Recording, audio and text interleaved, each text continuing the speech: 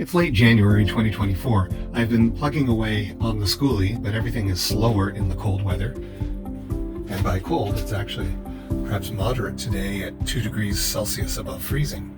I'm doing a project today that requires some touch-up with this varathane, and that requires a temperature more than 2 degrees. The diesel heater is down here, and it works. But the glow plug that is energized initially requires 10 amps at 12 volts, and my EcoFlow power bank doesn't seem to quite put out that much through the 12 volt outlet here. So even though it's not hugely efficient, I'm going from a 110 volt outlet from the inverter part of the power bank to this power brick that does put out 10 amps at 12 volts.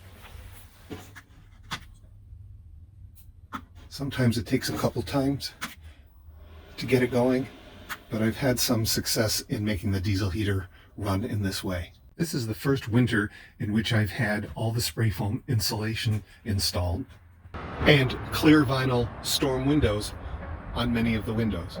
It's been my experience this winter that with all those advantages, the diesel heater can get the skoolie up to about 13 or 14 degrees Celsius above the ambient temperature. I'm thinking I can improve on that significantly if I can block off the cab. To that end, I've been working away on the sewing machine using the same canvas drop cloth material that I've used for the curtains, and have made a thermal curtain in 3 sections to block off the cab. Over the driver's seat, where no one will stand and hurt their head, I've screwed in hooks. But in a corridor where people are likely to stand, I've put in these metal plates where I can add these temporary magnetic hooks to hold up the thermal curtain. Each of the 3 sections of the thermal curtain has 3 pockets closed with Velcro, and in each pocket is the 1.5-inch thick polyester insulation that I pulled out of the ceiling of the bus when I removed the metal a long time ago. I keep the sections of the curtain snug together with Velcro as well.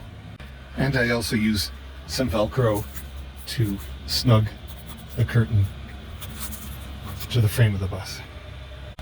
And that's it. Let's see how it performs. I've made a lot of progress on the bathroom. There's a toilet paper holder, towel rack, and for the counter, I've used a piece of butcher block that is left over from the countertops in the kitchen.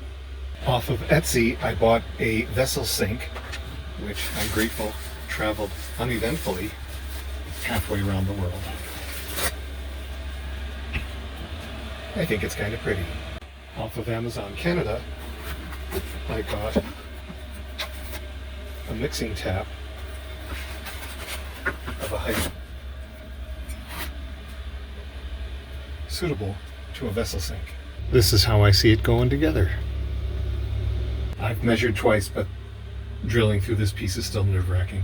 This is 1.5-inch thick hardwood, so the drilling takes a while. 1 hole down, both holes drilled. Here's a test fit of the sink and tap. I'm pretty happy with it. This butcher block already has several coats of the varathane clear finish gloss, but where I've drilled is raw wood, and I don't want raw wood anywhere near water because of the risk of mold. So a little touch-up is in order. It's the next day, the varathane is dry.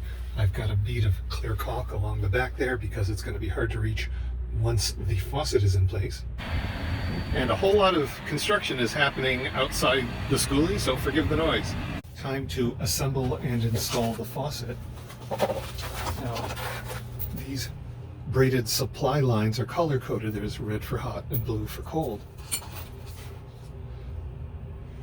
The inlets here are not color-coded, but what I found is it is marked here, so you can go to cold, turn it on, and blow on these pipes, and the one that doesn't offer any resistance, that's the cold one.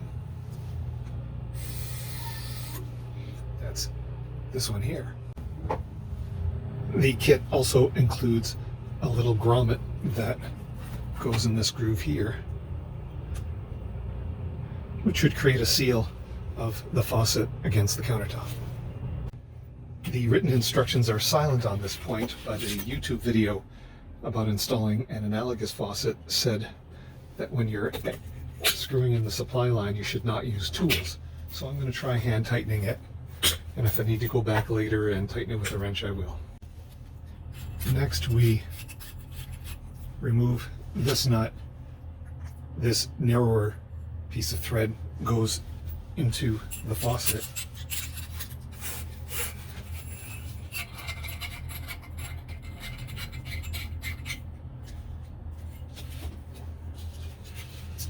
Then on the underside, we're going to have this washer, then this, and this. And they're conveniently notched so we can get these supply tubes through.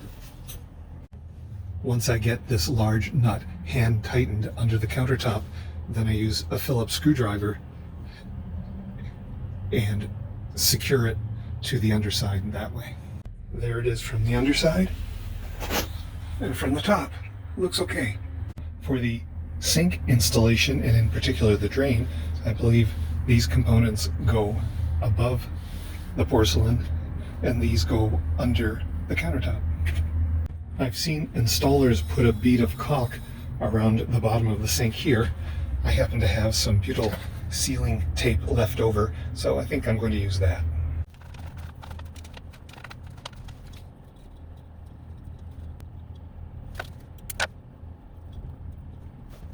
Is this going to work? Not sure, but a do-over won't be too hard to accomplish if need be. And here's the drain, from the bottom and the top. Here the challenge is to figure out how much to tighten it so that there are no leaks, but you won't cause the sink to shatter.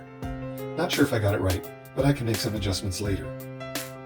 This is a bit of an anticlimactic place to end this video because I can't show you how I hooked up the water supply in the drain. Because I haven't begun to do any plumbing yet. Here's the freshwater tank waiting to be hooked up. Some other projects will have to come first, and I'm on to the next one.